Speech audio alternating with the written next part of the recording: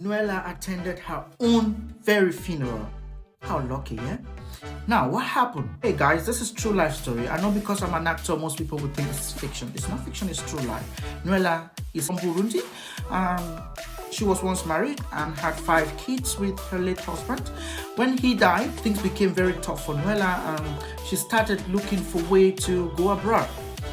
You know, Africans know the various routes that we all use. We venture into different routes, dangerous ones to travel abroad. So Nuella took the chance, and by the grace of God, she landed in Australia as a refugee. Then in Australia, she was welcomed, and the social workers took her case into their hands, especially because she was crying of her kids, 5 children. These 5 children, to cut a long story short, were all transported to Australia through the social workers. She was given a house and a job. Nuella said to herself she would not want to remarry. She would just want to live for her children, take care of them. But this didn't happen. Nuella came in contact with a man known as Balanga Kalala from Congo. He too was a refugee who arrived Australia many years before Nuella. So he is already working. He is more stable. And social workers were using him as a translator since Nuella could not understand English. She could only speak Swahili. So this guy, in the process, Nuella entered AI. It will enter Nuella AI. So love came and they fell in love. And in about 2 years of dating, they got married and had 3 kids. Long story short. Now, Nuella's stepmother died, and it's somebody that was very close to her. She raised her, in short. So she traveled to Burundi to do the funeral. While in Burundi, after the funeral was over, Nuella checked into a local hotel because according to her, there were so many people at home. So while in the hotel, her husband called. It was kind of a relief call for her because she really needed to talk to someone. And he was like, I've been trying to get to you the entire day. What happened? She said, no, we're so busy with the burial and that and that and that. So she said she's tired and a little bit feeling frustrated and that. Then the husband said, I would like you to step outside and take some air. It will do you so much good. So Nuella, as usual, followed the husband's advice, stepped out, and while out taking air, as the husband said it, these 2 men grabbed her. She was kidnapped, blindfolded, and taken to a distance she calculated to be about 40 minutes drive. And she was there for 2 days, no food, no water. Then on the 3rd day, she heard these people doing a call like to the boss who sent them. And when they came, they said, why does this man want you dead? Then she said, which man? Because she tried to evaluate, she tried to check, who am I wrong so far that will want me dead? She couldn't pin on a single person. Then they said, hey, listen to this man.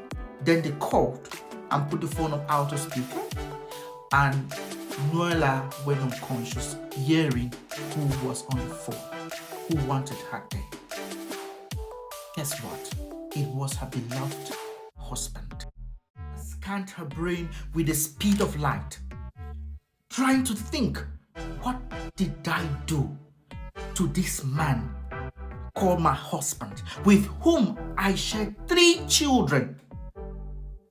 Meanwhile, Nuella's family, they have been trying to get to her for 3 days now. They contacted her husband. He said, oh my God, what happened? He was so worried. They said they needed money to begin the search. He sent money with no hesitation. They searched, they kept on searching. Nuella, while with these people, they told her, we're giving you 48 hours to exit Burundi. After that, we are going to kill you. Before you go, they gave her a recording.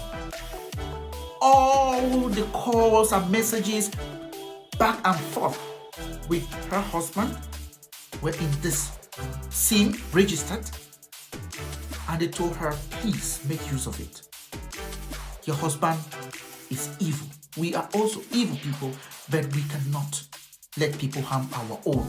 You are our own. Back in Australia, this man has been hosting from sympathizers to sympathizers. They came, people from church will come, people from the community will come, people kept on coming, giving him money, sympathizing with him. And Noella, when Noella left those people, they dropped her by the road around 12 midnight. The first person she called was a pastor, tried to explain to him.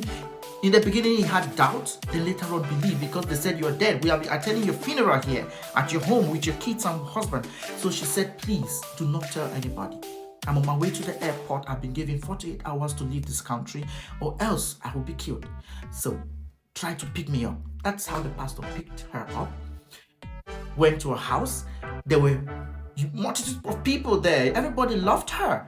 All the social workers and the community, everybody, they loved her. So the house was full of people sympathizing with the husband and the kids. So she sat at the park opposite her and watched people crying. Watching her husband pretending to be broken. Yeah. Some people are damn wicked. Some people are crazily wicked. Noella sat there until the last sympathizers left. Then, when the man was about to close the door, Noella walked. He screamed his lungs out. You know why? This hired assassin had told him Noella was dead, that he killed Noella. In turn, he told the people who came to console him that Noella had a fatal accident and died on the spot. So, to him, he just saw a ghost.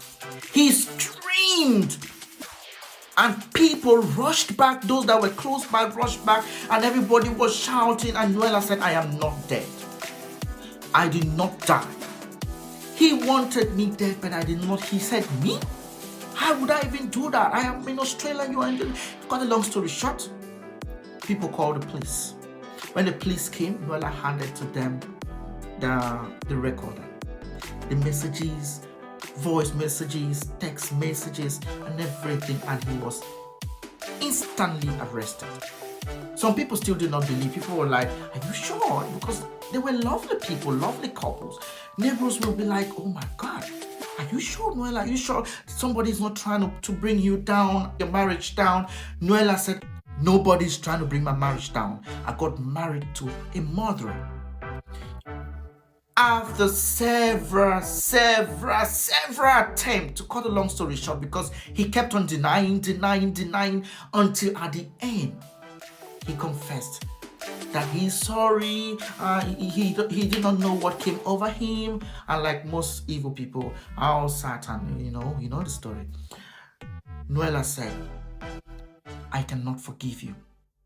So he was sentenced to jail, and when he served his prison term, I think a couple of years, he was deported to his country, Congo. Noella is doing well. Her kids are doing well. She's not married yet, and she's sworn not to marry.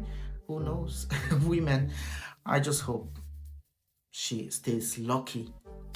Thank you for watching. Love you.